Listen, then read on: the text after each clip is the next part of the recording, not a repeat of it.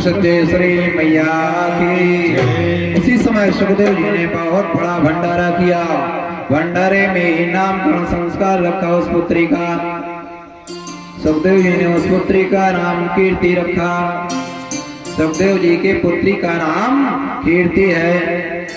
और नामकरण संस्कार करने के बाद पितरों को खबर भिजवाई के बहुत बड़ा महोत्सव मना रहे हैं। सभी लोग पधारे हैं। महोत्सव मनाया। महोत्सव मनाने के बाद माता भगवती के चरणों में सभी ने अनेकानेक भेंटें अर्पण की। और सब भेंटों को लेकर के माता भगवती को संपूर्णता के साथ गोद में जो फल रखा हुआ था वह फल उठा करके अपने जाकर के पत्नी को देने लगे। उसी समय सभी लोग देखते हुए चकित रह जाते हैं। कहते हैं कितना स्नेह है। यह स्नेह देख करके सामने खड़े हुए पिताजी वेद व्यास जी हंस जाते हैं। वेद व्यास जी कहते हैं यही हम चाहते थे बसो कि हमारे परिवार में कोई ऐसा बालक हो तो संसारिक प्रेम को जानने वाला हो। इतना कह करके वह नृत्य गान करने लगे। और कीर्ति जब बड़ी हो गई तो स्वयं सुखदेव जी ने महात्मा अरुण को बुलाया। महात्मा अरुण के साथ सुखदेव जी ने अपनी कन्या का विवाह किया। कीर्ति का विवाह करने के बाद इतना नृत्य किया कि माता भगवती वहीं प्रकट हो जाती हैं।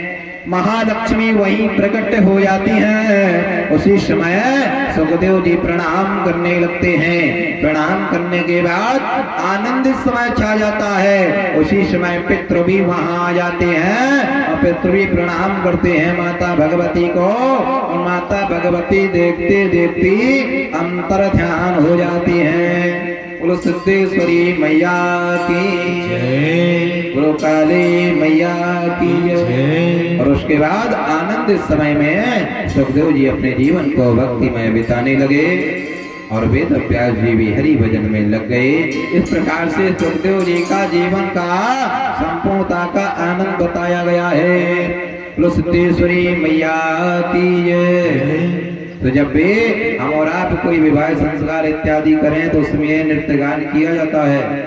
और नृत्य गान इसलिए किया जाता है कि हम अपने पितृ देवताओं को, जैसे कि इस प्रसंग से क्या मिला, इस प्रसंग से ये नहीं मिला कि सुखदेव जी के हमने अब पुत्र जान लिए तो बहुत कुछ जान लिया, नहीं। इससे मिला और क्या है कि कीर्ति नाम की जो कन्या है उसके विवाह में सुखदेव जी इतने नाचे कि वहां माता भगवती प्रकट हो जाती हैं, क्योंकि कुल देवी हैं, महालक्ष्मी उनकी। तो इसलिए हम सबको विवाह में कभी कुल देवताओं को, कुल देवियों को कभी नहीं भूलना चाहिए।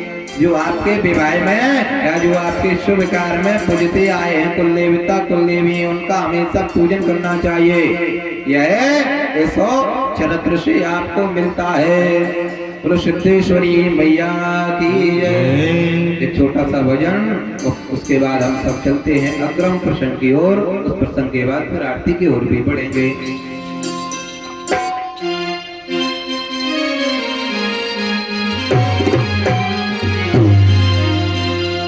जाऊं मैं किसके द्वार माता रानी, जाऊं मैं किसके द्वार, जाऊं मैं किसके द्वार माता रानी, जाऊं मैं किसके द्वार, जाऊं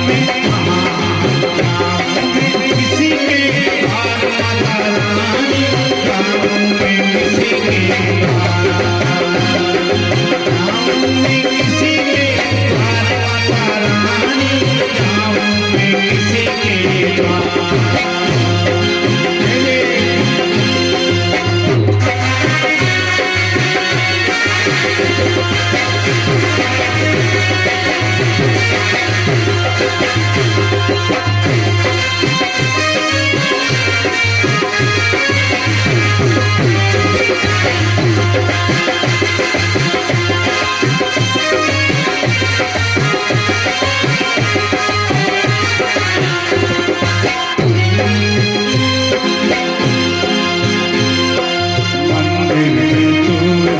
मस्जिद में तू है, मंदिर में तू है, मस्जिद में तू है, भक्तों को इन्हें भक्तों को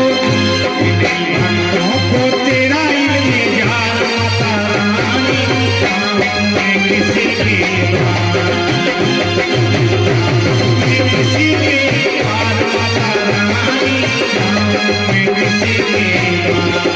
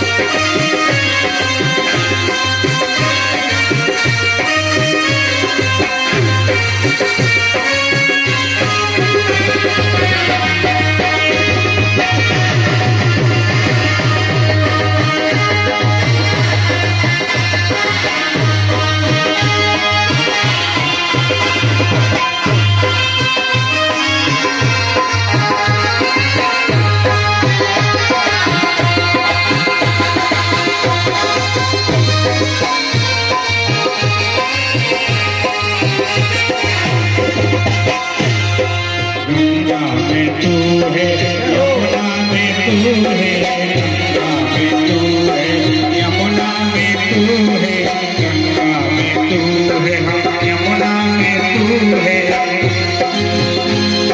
सरयू पे आहा सरयू पे आहा सरयू पे तेरा इंतजार माता रानी, जाऊं मैं किसके द्वार, जाऊं मैं किसके द्वार मैया रानी, जाऊं मैं किसके द्वार, जाऊं मैं किसके द्वार मैया रानी, जाऊं मैं किसके द्वार।